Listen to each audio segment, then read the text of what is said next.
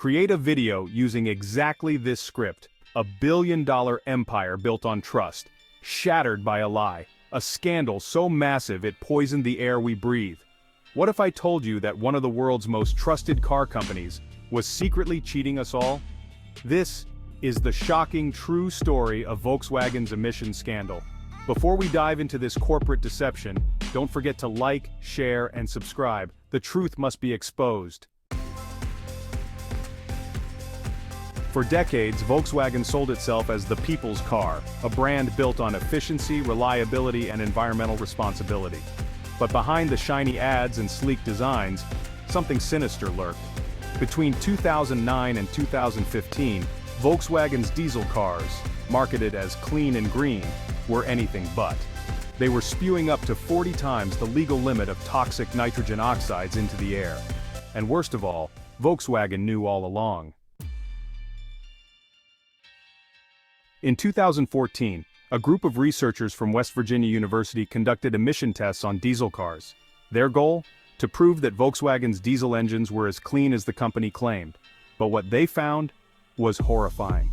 Volkswagen's cars passed lab tests perfectly. But on real roads, the pollution levels skyrocketed. At first, researchers thought it was a mistake. But when they reran the tests, the results were always the same. Volkswagen's cars were cheating. The evidence was undeniable. But how was Volkswagen pulling this off? Investigators soon discovered Volkswagen had installed secret software in its diesel engines, a defeat device designed to recognize when a car was being tested. During lab tests, the software lowered emissions to meet legal limits, but as soon as the car hit the streets, the device switched off, allowing the engine to pump out deadly pollutants, poisoning the air while drivers thought they were saving the planet. For 6 years, Volkswagen lied to governments, regulators, and millions of customers, until one day, they got caught. The scandal explodes. On September 18, 2015, the U.S. Environmental Protection Agency, or EPA, publicly accused Volkswagen of breaking the law. The truth sent shockwaves through the world. Volkswagen had sold 11 million of these rigged cars. Their response? At first, denial. Then excuses. And finally, Volkswagen CEO Martin Winterkorn was forced to admit to the crime. "We have broken the trust of our customers and the public," he said. But broken trust was just the beginning. Billions in fines.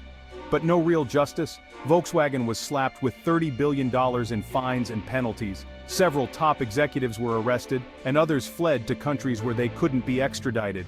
But did anyone really pay for this crime? While some Volkswagen officials served short prison sentences, the masterminds behind the scandal walked free, and the biggest question remained: if Volkswagen could get away with this for years, how many other companies are cheating us right now? The bigger consequences. Who really paid the price? The real victims of this crime weren't just Volkswagen customers. They were the millions of people breathing in the poisoned air. They were the asthma patients, the children in polluted cities, the elderly struggling to breathe. This wasn't just fraud, it was a crime against public health. Closing statement. So what do you think? Should more Volkswagen executives have gone to jail? Or was this just another case of corporate greed getting a free pass? Let us know in the comments. And before you go, don't forget to like, share, and subscribe for more shocking true crime stories, because sometimes the biggest crimes aren't committed in the streets, but in corporate boardrooms.